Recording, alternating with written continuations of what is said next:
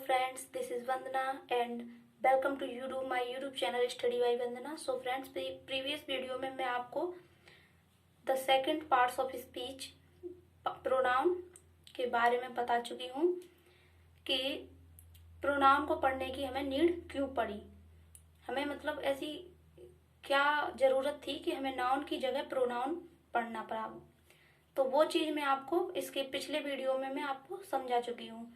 सो अगर आपने वो पिछली वीडियो नहीं देखी है तो आप उसे देख सकते हैं, उसके बाद आप इसे देख सकते हैं। सो पिछली वीडियो में मैं आपको द टाइप्स ऑफ प्रोनाउन बताने वाली थी, लेकिन वीडियो की लेंथ देखते हुए मैंने उसमें नहीं बताया था। सो इस वीडियो में पहले हम काइंड्स ऑफ प्रोनाउन देख लेते हैं कि प्रोनाउन कितने प्रकार के होते हैं, उसके बाद हम इसका पहला पार्ट पढ़ेंगे। So first one, personal pronoun. Pronoun जो होते हैं वो 9 प्रकार के होते हैं। So first one personal pronoun, second one reflexive pronoun,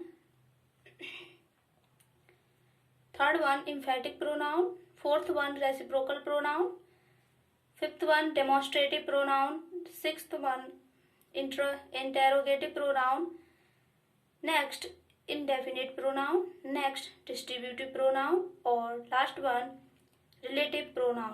so friends, ये थे प्रोनाउन के पार्ट, ये कितने प्रकार के होते हैं। इस वीडियो में हम पहला टाइप्स यानी पर्सनल प्रोनाउन पढ़ेंगे। So let's start. Personal pronoun, जैसा कि इसके नाम से ही प्रोड्यूस हो रहा है यानी लग रहा है ऐसा कि इसका कहीं ना कहीं जो संबंध है वो पर्सन से है। यानी अगर इसमें से हम एल हटा दें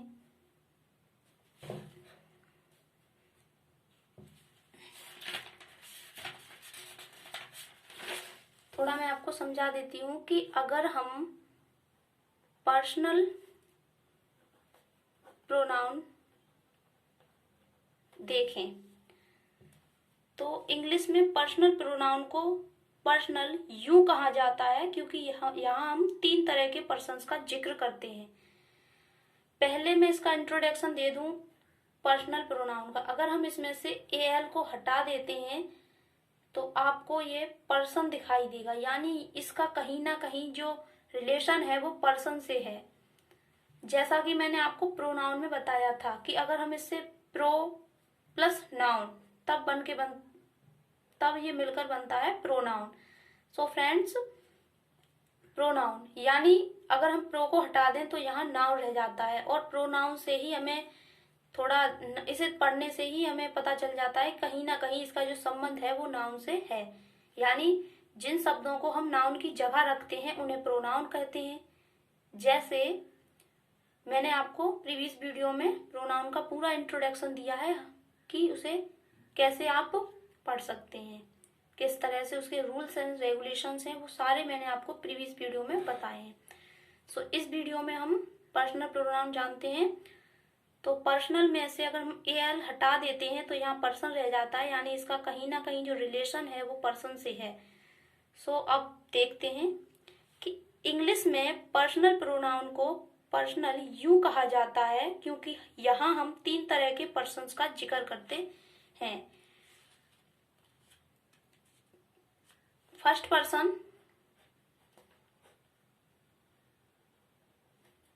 स्पीकर होता है हमारा, यानी बोलने वाला। Second person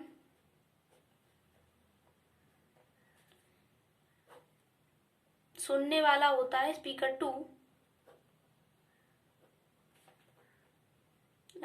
speaker 2। और third person speaker of. Third person speaker of, यानी फर्स्ट पर्सन जो होता है हमारा वो होता है आपको जो बोलने वाला होता है। सेकंड पर्सन जिससे बात की जा रही है। मान लीजिए यहाँ ये 2 लोग खड़े हैं, नंबर 1 और नंबर 2। अब इनके बीच जो है बातें हो रही हैं, तो फर्स्ट पर्सन यानी इनमें से जो बात कर रहा है, यानी अगर ये बोल रहा है ये वाला बोल रहा है और ये सुन रहा है तो ये फर्स्ट पर्सन है और ये सेकंड पर्सन है, या फिर ये बोल रहा है तो ये फर्स्ट पर्सन होगा, ये सेकंड पर्सन होगा, इसी तरह। और जिस किसी के भी बारे में बात हो रही है यहाँ, यानी ये लोग जिस किसी भी बारे में डिस्कस कर रहे हैं, जिस किसी भी टॉपिक पर डिस्कस कर रहे हैं, उसे हम थर्ड पर्सन कहते हैं। सो आप समझ चुके होंगे अब तक। जिसके बारे में बात की जा रही है, थर्ड पर्सन हम उसे कहते हैं जिसके बारे में बात की जा रही है। अब हम देखते हैं, जैसे हम व्हाट्सएप पर बात करते हैं, जब मैंने किसी को मैसेज भेजा, मान लीजिए जब मैं किसी को मैसेज भेज रही हूँ, तो क्योंकि मुझे उससे बात करनी है, यानी फर्स्ट पर्सन, जिसको मैसेज भेजा वो सेकंड पर्सन, ये मैं हूँ, और मैं व्हाट्सएप पर जो बात कर रही हूँ, मैंने मैसेज जिसे भेजा, यानी मैंने इसे भेजा, तो ये होगा सेकंड पर्सन, मैं हुई यहाँ फर्स्ट पर्सन, और जिस टॉपिक को लेकर मैंने मैसेज भेजा है वो हुआ हमारा थर्ड पर्सन। ये तो पार्टिकल लाइन हो गई कि जब हम कम्युनिकेशन करते हैं, किसी इंटरव्यू में बैठते हैं, और जब दो लोग सामने होते हैं जिनके बारे में, यानी जिनको बात करनी है, आपस में इंटरव्यू हो रहा है, ये दो लोग बैठे हुए हैं और इन्हें आपस में बात करनी है, आमने सामने हैं, और कोई चीज भी ऐसी होगी, यानी जैसे टेक्निकल, इंडस्ट्री, जिसके बारे में ये चर्चा करेंगे।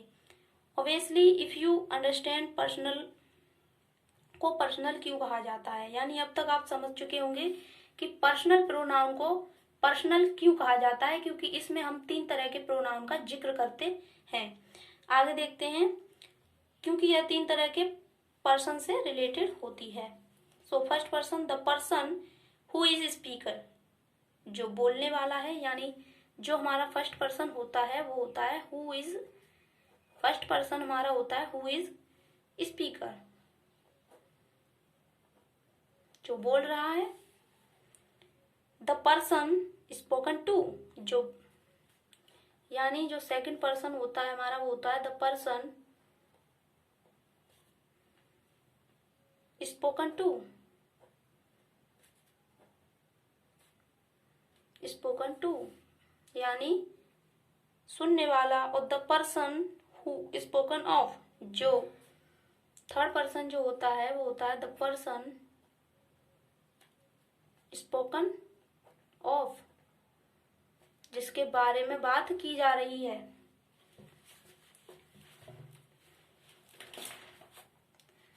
नेक्स्ट स्लाइड में जस्ट अभी लिखती हूँ, उससे पहले आप देखिए, लेकिन वर्बली इस बात को समझना चाहें तो बोलने वाला स्वयं को एक इंसान दिखाने के लिए आई का इस्तेमाल करता है। यानी आप कहीं इंटरव्यू में बैठे हो, जब अपना इंट्रोडक्शन देते हैं तो आप आई से, आई एम अपना नाम बोलते हैं, यानी अपने आप को आई से प्रेजेंट करते हैं वहां पर।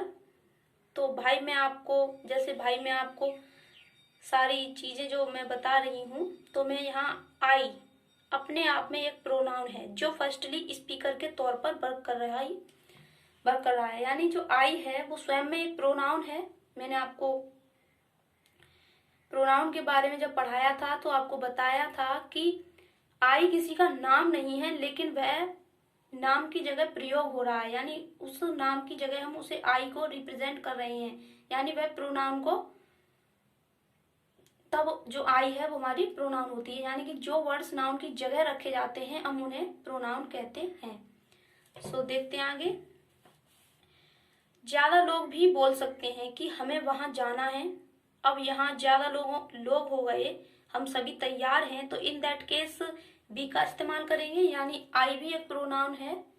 बी, आई सिंगुलर है, बी प्लूरल है, यानी हम अब यहाँ पर ज्यादा लोग हैं। अब मैं केवल अपनी बात नहीं कर रही, यहाँ हम सभी की बात हो रही है, और आई केवल मैं होता है, जो वैसे तो ये सिंगुलर है, लेकिन जो इसके साथ जो वर्ब है वो प्लूरल यूज होती है, ध्यान रखिएगा। आई इंग्लिश में फर्स्ट पर्सन है, यानी बोलने वाला, और बी इंग्लिश में जो बी है वो भी इंग्लिश में फर्स्ट पर्सन ही है, बोलने वाला। बस फर्क इतना है कि आई सिंगुलर है और बी प्लूरल है। जरा समझिए, आप प्रोनाउन पढ़ रहे हैं और प्रोनाउन उन शब्दों को कहा जाता है जो नाउन की जगह यूज किए जाते हैं।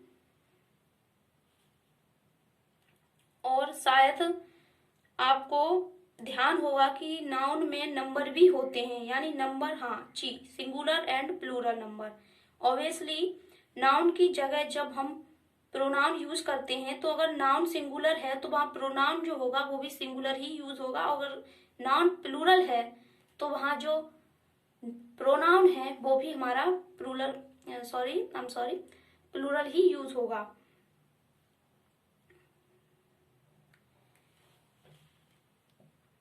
एग्जैक्टली द सेम, अगर मुझे कुछ कहना है आई सिंगुलर है और अगर हम सबको कुछ कहना है तो बी प्लूरल है।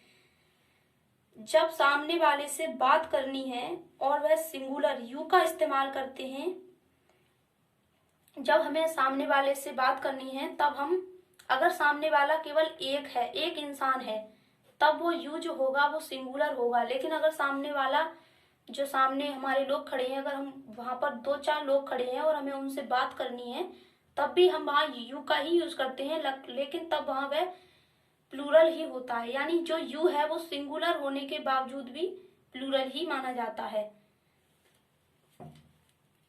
सेकंड पर्सन यानी you second person singular version में करते हैं, और अगर बहुत सारे लोग खड़े हैं सामने तो वहां प्लूरल वर्जन हो जाता है उसका। ज्यादा लोग हैं तब भी हम यू का ही इस्तेमाल करेंगे, लेकिन यू इंग्लिश में प्लूरल हो जाता है और जिसके बारे में आपको बात करनी है वह थर्ड पर्सन होता है। अगर वह मेल है तो आप ही यूज करेंगे और अगर वह फीमेल है तो आप वहां सी यूज करेंगे। अगर कोई वस्तु है तो फिर, मतलब अगर कोई वस्तु है या फिर कोई बेबी इन्फेंट चाइल्ड है तो उसके लिए आप इट यूज करेंगे। आइए इन चीजों को स्लाइड में देख लेते हैं। जैसे फर्स्ट पर्सन यानी speaker, second person speaker to और थर्ड पर्सन स्पीकर ऑफ। तो जरा इन शब्दों को लिखित में देखते हैं। अगर आप इन शब्दों को रटना नहीं चाहते तो आप इंग्लिश में हर शब्द के पीछे उसके लिखने की वजह पाएंगे। उसका पर्सन, मतलब उसका पैसन जो होता है कि उसका नाम क्यों रखा गया, सॉरी उसका जो रीजन है, I am very sorry, passion बोल दिया, रीजन था, मतलब उसका जो रीजन होता है। अगर इंग्लिश में कोई वर्ड लिखा गया है तो उसके पीछे उसका रीजन है कि उसको यह नाम क्यों दिया गया। मैंने शायद आपको प्रोनाउन का भी डिस्क्रिप्शन दिया है कि इसमें नाउन आती है, नाउन का रिप्लेसमेंट रखते हैं, प्रोनाउन कहते हैं। यानी जहां नाउन की जगह हम जो वर्ड यूज कर देते हैं वो प्रोनाउन होते हैं। नाउन के बारे में भी बता दूं कि नाउन लैटिन और फ्रेंच वर्ड नोमेन से लिया गया है, इसलिए उसे नाउन कहा गया है। ऐसा आप वर्ब को, जब मैं आपको वर्ब पढ़ाऊंगी तब भी बताऊंगी कि ट्रांजिटिव को ट्रांजिटिव और इंट्रांजिटिव को इंट्रांजिटिव क्यों कहते हैं। वर्ब्स की कैटेगरी में वो सब हम देखेंगे। एक्टिव पैसिव को, सॉरी एक्टिव जो पैसिव होती है उसे पैसिव वॉइस क्यों कहते हैं, उसे नरेशन में मतलब डायरेक्ट इनडायरेक्ट क्यों नहीं कहते, और डायरेक्ट इनडायरेक्ट जो नरेशन में होते हैं उसे हम पैसिव वॉइस क्यों नहीं कहते, ये सब आप आगे वाली जो वीडियोस होंगी जिनमें मैं आपको पढ़ाऊंगी उनमें आप देखेंगे, इनका कारण जरूर देखेंगे कि ये ऐसा क्यों होता है। इन सब चीजों के आंसर तब जब वो टॉपिक आएगा। आज फिलहाल प्रोनाउन के बारे में ही बात करेंगे। आशा करती हूँ कि सारे प्रोनाउंस आपको फंक्शन के आधार पर पढ़ा पाऊं। आप उन्हें रटे नहीं कि पहला पर्सन या दूसरा पर्सन इंट्रोगेटिव है या प्रोनाउन पहला जो है वो पर्सनल प्रोनाउन है, दूसरा इंटरोगेटिव है, ऐसा कुछ नहीं है। इंटरोगेटिव उसका फंक्शन देखिए। Let's start the first one, personal pronoun. जरा गौर कीजिएगा कि अगर मैं पर्सनल में से एल हटा दूं तो यू विल गेट, यानी यहाँ से अगर मैं एल हटा दूं तो आप पाएंगे कि इंसान और पर्सन यानी किसी वहां उसका जो संबंध है वो किसी इंसान से दिखने लगता है। इंसान कम्युनिकेशन के लिए हम एक और भाषा पढ़ रहे हैं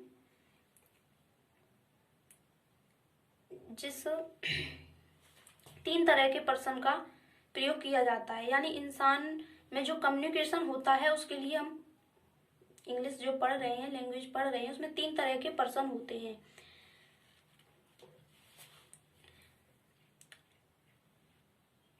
जो आपके सामने है, एक वो जो बोलने वाला है, दूसरा वो यानी जो बोलने वाला है वो फर्स्ट पर्सन, जो सुनने वाला है यानी जिससे आपको बात करनी है वो सेकंड पर्सन, और जिसके बारे में बात करनी है वो है थर्ड पर्सन। जो बोलने वाला है फर्स्ट पर्सन, जिससे आपको बात करनी है सेकंड पर्सन, और जिस किसी के भी बारे में आपको बात करनी है थर्ड पर्सन। तो इन्हीं 3 पर्सन्स को मिलाकर पर्सनल प्रोनाउन बना है। शायद आपको पता हो कि पर्सन नाउन है और पर्सनल एडजेक्टिव है, यानी जो ये पर्सन होता है वो तो होता है हमारा नाउन, यानी इसमें जब एल नहीं लगा है ये तो होता है हमारा नाउन। लेकिन अगर हम पर्सनल लिख देते हैं तो ये उसका जो है पर्सन का पर्सनल करने पर ये उसका एडजेक्टिव होता है। I hope you understand. जरा आगे आने वाले शब्दों को भी देख लेते हैं।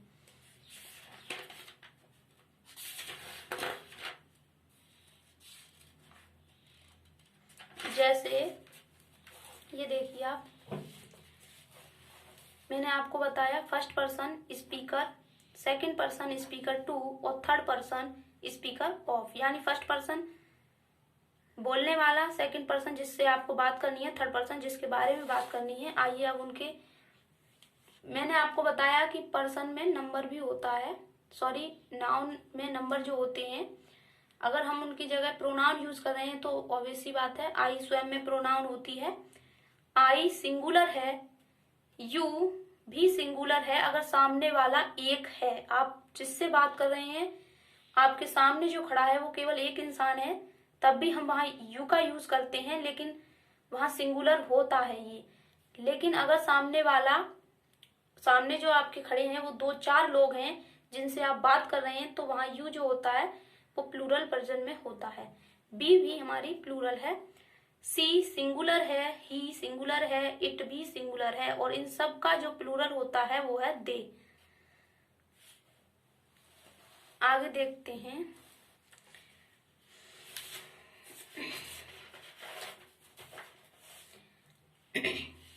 एक चीज नोटिस कीजिए, पुराने जमाने में कई और प्रोनाउंस भी होते थे, यानी I, we, you, she, he, it, they, इन सब के अलावा और भी प्रोनाउंस होते थे, जिसे आपने सुना होगा तू शब्द का जो यूज है वो किया जाता था पहले, जिसे इंग्लिश में दाओ, THOU दाओ तू शब्द के लिए यूज होता था। आज वह केवल पोएट्री में यूज होता है और लिटरेचर में मतलब यूज होता है। हम उसे नेटिव लैंग्वेज में और कॉम्पिटिटिव इंग्लिश में यूज नहीं करते। कुछ किताबें मेंशन करती हैं, लेकिन वह दिखा देती हैं कि ओल्ड टर्म है, यानी अगर कुछ किताबों में ये मेंशन भी होता है तो वहां लिखा होता है कि ये पहले यूज होता था, अब नेटिव लैंग्वेज में यह यूज नहीं होता, आजकल यूज में नहीं आता। सिमिलरली उसके डिस्ट्रीब्यूटरीज जो होते हैं,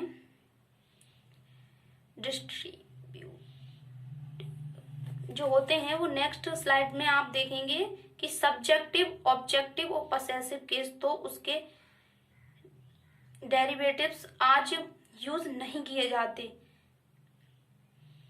कभी देखिए इंग्लिश में कभी आपको देखने को मिले कि इंग्लिश में यू की स्पेलिंग पहले पुराने जमाने में बाई ई रखी गई थी, लेकिन वो 16वीं शताब्दी के आसपास की बात है, यानी यू को हम बाई ओ यू अब पढ़ते हैं। पहले जो इसकी स्पेलिंग थी वो बाई ई थी और पता नहीं इसे क्या पढ़ा जाता होगा, ये या क्या प्रोनाउंसिएशन होगी इसकी, लेकिन फिलहाल यू यूज किया जाता है, बाई ओ यू।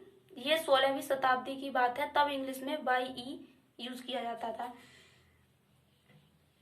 अब देख लेते हैं आगे। वैसे मैं आपको ये जो केस है वो इसी वीडियो में बताने वाली थी, लेकिन वीडियो की लेंथ देखते हुए मैं वीडियो को यहीं जो है वो रोक देती हूँ। नेक्स्ट जो वीडियो होगी हमारी, उसमें हम ये जानेंगे कि सब्जेक्टिव केस, ऑब्जेक्टिव केस और पसेसिव केस। पसेसिव केस में हम माई और mine, our, ours, you, your, yours, his, her, hers, it, their, theirs, ये क्यों यूज करते हैं, यानी ये डबल शब्द क्यों लिखे गए हैं यहाँ पर। वीडियो की लेंथ बहुत हो चुकी है, इसलिए मैं अब यही वीडियो जो है वो यहीं पर एंड कर देती हूँ। नेक्स्ट वीडियो में मैं आपको इन सब के बारे में बताऊंगी। आप इस वीडियो को जरूर देखिएगा। Thanks for watching my video. Thank you, धन्यवाद। और अगली वीडियो में आप ये केस अच्छे से समझिए। आप वीडियो को ज़्यादा से ज़्यादा लाइक कीजिए, शेयर कीजिए, ताकि यह जो जानकारी है शायद लोगों को नहीं पता है अभी तक, उन तक पहुंच सके। थैंक यू, धन्यवाद।